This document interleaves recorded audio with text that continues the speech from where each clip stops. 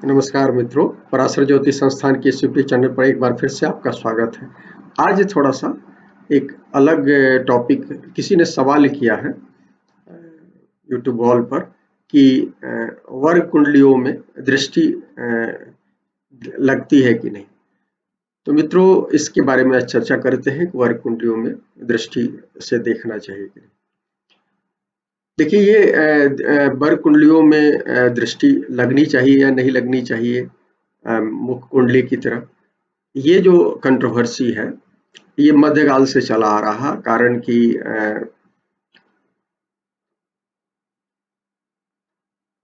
यवनों के आने के बाद, सिकंदर के भारत में आने के बाद यवन भारत में आए, विदेशी आक्रमण शुरू हुए, तो बहुत सारे विदेशी विद्वान भी भारत में आए और उनके प्रभाव में हमने कुछ चीजें ग्रहण किया। तो उसके बाद चीजें जो थी, हमारे ओरिजिनल जो पराशर ने लिखा है उसमें बदलाव आया। पराशर या उनको अनुकरण करने वाले जेमिनी और इस तरह के जो ऋषियों ने जो लिखा था ज्योतिष में, तो उसमें कुछ बदलाव आए और उसको कहीं ना कहीं वराहमिहिर ने, जो वराहमिहिर की जो बृहद संहिता और जातक है, उसमें बृहद जातक है, इसमें उन्होंने थोड़ा सा इसको अस्थायित्व देने की कोशिश की। तो कुछ चीजें ऐसी हैं उसमें जिसको लेकर आलोचना वहां से शुरू हुई है और खासकर काशी के पंडितों ने इस बात को बहुत उठाया बाद के दिनों में, और इसके चलते बहुत सारी कंट्रोवर्सी है। केरल में भी ये चीजों पर है, क्योंकि केरल जो है वो पराशर के जो बृहद पराशर होरा शास्त्र है उसको पूरी तरह से स्वीकार नहीं करता है। ये मानता है कि बृहद होरा शास्त्र तो है पराशर का, लेकिन जिस फॉर्म में आज हमारा होरा शास्त्र है, चाहे श्रीधर स्वामी चौखंबा वाले पब्लिकेशन की बात हो, चाहे वो बाद में मिस्टर झा का वो हो पब्लिकेशन है, तो उसको लेकर क्या कहलाता है, कंट्रोवर्सी है। चूंकि उसका जो संस्करण है बहुत बाद का है। श्रीधर स्वामी का जो संस्करण है वो संवत 1944 का है और उसके बहुत बाद का मिस्टर झा का संस्करण है। तो इसमें माना जाता है कि बहुत सारी बाद में चीजें जोड़ दी गई हैं। तो पराशर के जो ओरिजिनल होरा शास्त्र है जो अभी उपलब्ध है, जिसमें तो पराशर के होरा शास्त्र में वर्गों में दृष्टि की बात नहीं है। इसलिए नहीं है वर्गों की दृष्टि की बात कि पराशर ने सबको माने राशि का एक हिस्सा माना है और उसमें उन्होंने दृष्टि की बात नहीं की है, और उसका विभाजन उन्होंने देवताओं के आधार पर कर दिया है। जैसे नवांश कुंडली है जो D9 होता है, तो नवांश कुंडली में 3 आधार पर उसको बांटा गया है। नवांश कुंडली आपको पता है कि एक राशि को हम 9 भागों में बांटते हैं, 3 20-20 के आधार पर बांटते हैं। तो उसमें उन्होंने उसको देव, नर और राक्षस के आधार पर कर दिया है, और उसको रिपीट 3 बार आप रिपीट कीजिएगा तो एक नवांश में 9 हिस्से होते हैं, तो 9 नवांश तक आ जाते हैं। जैसे मेष के नवांश को आप बांटिएगा तो मेष से लेकर धनु तक का नवांश आता है, बचा हुआ 3 जो नवांश आता है वो वृषभ में चला जाता है। इसलिए वृषभ वाले हिस्से में जो अस्थाई राशियां हैं उसमें मकर से शुरुआत होती है, और इसी तरह से वहां आगे बढ़िएगा तो फिर वायु राशियों में क्या कहते हैं, तुला से शुरुआत होती है, और अंतिम जो जल वायु है, जल राशियां हैं, उसका जब हम बंटवारा करते हैं, 3 तरह की जल राशियां हैं, तो उसका हम जब बंटवारा करते हैं तो पहला नवांश जो आता है 4 नंबर का कर्क का आता है। तो कर्क पहला जल राशि है, तो वहां भी कर्क से शुरू हो जाता है। तो जैसे मेष शुरू होता है, नवांश मेष से शुरू होता है, और कर्क जो है वो कर्क से शुरू होता है। बीच के जो है अस्थाई राशि और स्थिर राशि और वायु राशि, उसमें हम देखते हैं कि मकर से शुरू होता है। मकर तो 10वीं राशि है। उसके बाद नवांश जो है, लेकिन उनका पहला नवांश जो है मकर का पड़ता है, और वायु राशि में 7वें नवांश से शुरुआत होती है जो तुला का होता है। तो ये विभाजन है इस तरह से। तो उसमें पराशर के विभाजन में दृष्टि की बात नहीं है। तो जो लोग पराशरीय ढंग से उसको एक्सेप्ट करते हैं वो दृष्टि को नहीं मानते। लेकिन बाद में हम लोगों ने कुछ स्वीकार किया, उसमें हम लोगों ने कुंड दृष्टि को स्वीकार किया और इसलिए हमने जो है वर्गों को भाव की तरह ट्रीट किया है। पराशर की किताब में जो दी गई है होरा पराशर में, उसमें लॉर्ड के हिसाब से दिया गया है। जैसे दशमांश है, दशमांश को उन्होंने 10 जो दिक्पाल होते हैं उस आधार पर बांट दिया है कि भाई 3-3 डिग्री का होता है, दशमांश को 30 डिग्रियों को बांटिएगा तो 3-3 डिग्री का 10 हिस्सा होगा। तो पहला उन्होंने, जैसे इंद्र है, पूरब के स्वामी होते हैं इंद्र, तो इंद्र के उसके स्वामी माना है पहला दशमांश का। दूसरा दशमांश जो है साउथ ईस्ट में क्या कहते हैं, वो होते हैं स्वामी होते हैं अग्नि होते हैं, तो अग्नि को माना है। फिर साउथ दिशा के स्वामी कौन होते हैं, उसको यम को कहा है, तो यम को दिया है। उसी तरह से चौथा दशमांश के स्वामी उसको दिया है, राक्षस को दिया है। पांचवा दशमांश जो है वो वरुण को दिया है। छठा जो दशमांश है उसको वायु को दिया है और सातवां दशमांश जो है उसको कुबेर को दिया है और आठवां दशमांश जो है ईशान को दिया है, जो ईशान कौन पड़ता है। और फिर ऊपर और नीचे की दिशाएं जो है, तो ऊपर ब्रह्मा को दिया है और नीचे अनंत को दिया है। तो इस तरह से बांटा है और इसके आधार पर क्या कहलाता है, आप इन कुंडलियों को देख सकते हैं। अब लेकिन इन चीजों में, चाहे नवांश में बताया कि नर देव, नर और राक्षस है, उसका वर्ग उस आधार पर आप देखने की प्रथा है।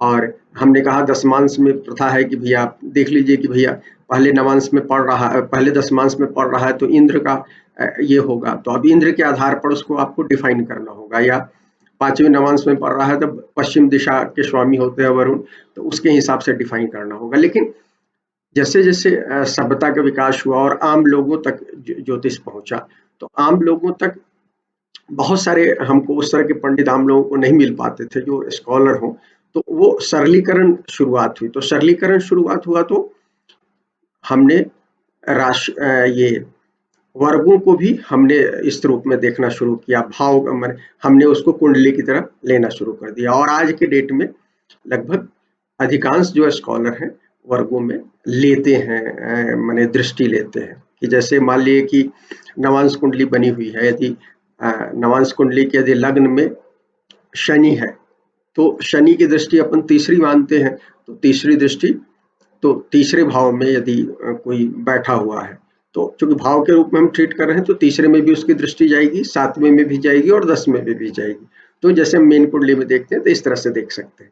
लेकिन यदि पराशर के बृहदहोरा पराशर के हिसाब से आप चलें, जो ट्रेडिशनल आउटलुक है, उसमें आपको दृष्टि लेने की अनुमति नहीं है, क्योंकि उसको माना गया है कि एक सेक्शन है, वो एक सेक्शन है, माने मेन घर में एक छोटा सा हिस्सा है और उसमें दृष्टि नहीं होती है। उसके जो लोग कहते हैं उनका लॉजिक जो होता है वो ये है कि भाई जैसे यदि आप देखिएगा तो वर्ग कुंडलियों में बुध और शुक्र एक दूसरे को देख रहे होते हैं, पोजीशन वहां आगे पीछे हो सकती है, वर्ग कुंडलियों में चली जाती है। जबकि माना जाता है सूर्य, बुध और शुक्र जो है लगभग 3 राशियों से आगे पीछे नहीं होते हैं, क्योंकि 48 डिग्री माना जाता है शुक्र का, से मैक्सिमम हो सकते हैं, सूर्य से डिस्टेंस हो सकता है। लेकिन वर्ग कुंडलियों में दृष्टि मानी जाती है। सरावली ने इस बारे में थोड़ा सा जिक्र किया है, जो क्लासिक है, जो बाद के दौर के मध्य युग की जो क्लासिक है सरावली, उसमें ये बात जिक्र है। तो इसलिए इस चीज को आपको ध्यान रखना चाहिए। तो मेरा ये मानना है, मेरा ये कहना है कि आप इस विवाद में नहीं पड़े, आप इस बात का ध्यान रखें कि आप जैसे आप देखना चाहते हैं। लेकिन देखिए, यदि आप पराशरी दृष्टि से यदि कुंडली को देखना चाहते हैं तो आपको वैदिक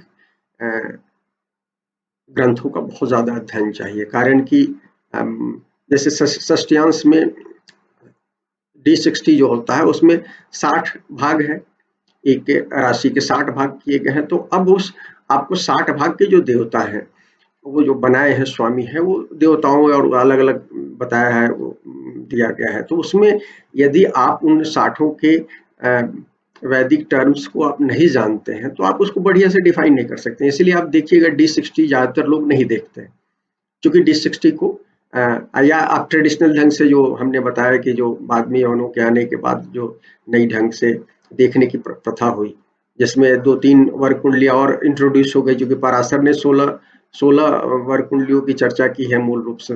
और उसमें आप देखिएगा जैसे D5, D6 और D8 जैसे वर्गीकरण किए गए हैं जो पराशर के किताब में नहीं है और उसको हम मानते हैं। तो आज के डेट में हम उसको स्वीकार करते हैं। या D11 जो है रुद्र अंश जो बोलते हैं, ये बाद की में जोड़ा गया है, दूसरे ग्रंथों से आया है, यवन के माध्यम से आया है, या कई लोग उसको आज के डेट में सत्याचार तक जोड़ते हैं।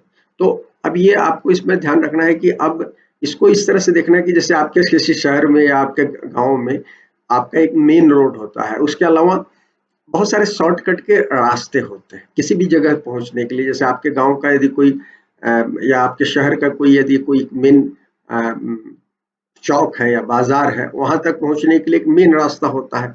और उसके अलावा बहुत सारे दूसरे माने सहायक रोड होते हैं, सर्विस लेन होता है और भी बहुत सारे रोड होते हैं। तो अलग अलग लोग अलग अलग रूट से जाते हैं और अलग अलग रूट से जाते हैं। और जिन लोगों ने सभी रोडों का अध्ययन नहीं किया है, तो वो क्या कहेंगे, वो दूसरे रोड को कहीं ना कहीं इनकार करते हैं, दूसरे रोड के बारे में निगेटिव बातें करते हैं। तो यही चीज ज्योतिष में है, क्योंकि स्कूल ऑफ थॉट्स बहुत है, स्कूल बहुत है, अलग अलग विचारधारा के लोग हैं। तो ये जो विचारधारात्मक रूप से हम दूसरे विचार को काटने की कोशिश करते हैं, तो उसके चक्कर में ये आलोचना होती है कि भई आप वर्ग में नहीं देख सकते हैं।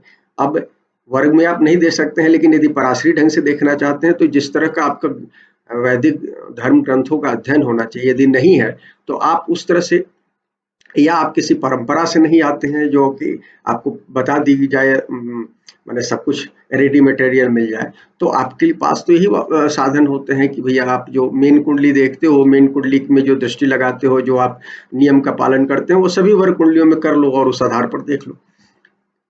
मामला ये जैन धर्म के स्यादवाद की तरह है कि भैया जैसे जैन धर्म में स्यादवाद है, जिसमें उसमें एग्जाम्पल दिया गया है कि 7 अंधों को एक हाथी को छूकर कहा गया कि आप बताइए क्या है।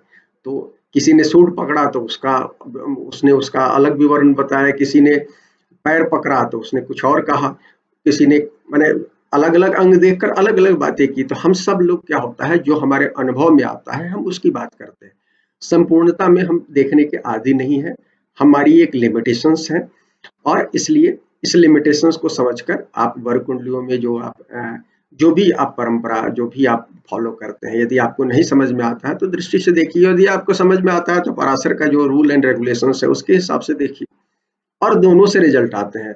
यथार्थ ये है कि अब ये है कि आप जिस भी रास्ते पर चल रहे हैं उस रास्ते की पूरी जानकारी होनी चाहिए। ये नहीं होना चाहिए कि आप कभी पराशर की दृष्टि से देख रहे हैं और कभी बाद के जो स्कॉलर हैं उनकी दृष्टि से देख रहे हैं, दृष्टि लगाकर देख रहे हैं, तो उसमें आपको दिक्कत होगी। या आप उस भी माने पराशरी दृष्टि को भी बढ़िया से समझ जाइए और फिर बाद के जो स्कॉलर हैं उनकी दृष्टि के हिसाब से जो वर्ग कुंडलियों में देखते हैं।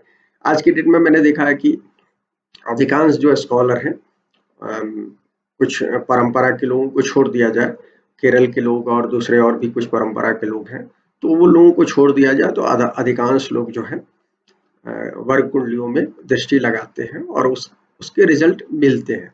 ये नहीं कह सकते हैं कि नहीं मिलते हैं, ये बात नहीं कर सकते हैं। तो मेरे हिसाब से स्यादवाद की थ्योरी को समझते हुए आप समझिए कि आप आपकी लिमिटेशंस है, हमारी लिमिटेशंस है, और हम उसी लिमिटेशंस में देख सकते हैं। तो इस तरह के किसी कंट्रोवर्सी में पढ़ने के बदले जो भी मेथड आपको आता है उसको ग्रास्प कीजिए और उस मेथड पर बहुत सारी कुंडलियों को देखिए और अपना एक स्व विवेक कायम कीजिए, उस आधार पर कुंडली देखने की आदत डालिए। फिलहाल मित्रों इतना ही। यदि आपको ये पसंद आए वीडियो तो लाइक करें, शेयर करें, चैनल को सब्सक्राइब करें। शुक्रिया मित्रों।